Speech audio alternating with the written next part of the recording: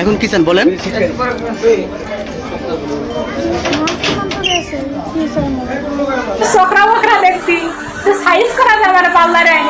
নিজের হাঁটুর বয়সী ছেলেকে বিয়ে করে রাতারাতি ভাইরাল হয়ে যান যশোরের টিকটকার নূপুর।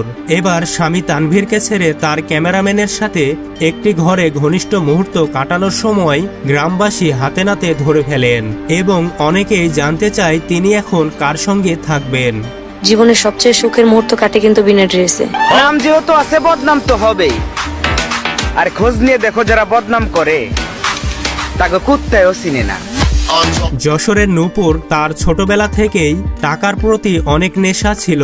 আগের স্বামী থাকা পরেও তানভীরের সঙ্গে তার ঘনিষ্ঠ মেলামেশা থাকায় এক পর্যায়ে আগের স্বামী তাকে ডিভোর্স দিলে তানভীরকে বিয়ে করে বসেন এবং টিকটক জগতে এসে রাতারাতি ভাইরাল হয়ে যান। তানভীরের পরিবার এখনও নূপুরকে মেনে নেননি। এর মধ্যে ক্যামেরাম্যানের সঙ্গে কট খেলেন নূপুর। এখন তানভীরের কি হবে? নেটিজেনরা অনেকেই কমেন্টে বলছেন,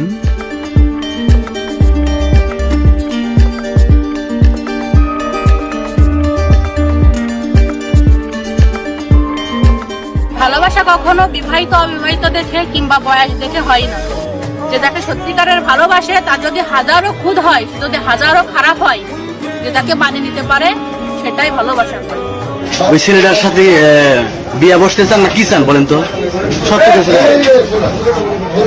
বলেন, এই ছেলের সাথে বিয়ে বসতে চান? এই ছেলের নাম কি? নাম মোহাম্মদ সুলাইমান, গ্রাম টাবরসা। আমি ওর সাথে আমার 3 মাসের সম্পর্ক, 2.5 মাস 3 মাসে আমি সম্পর্ক থাকলে আমি ওখানে আসলাম। আমার শারীরিক কোনো সম্পর্ক নেই, এবারই প্রথম।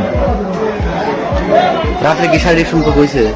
না, আমি হওয়ার আগে বাইরে থেকে শব্দ পাইছি যে দরজা আটকে দিচ্ছে।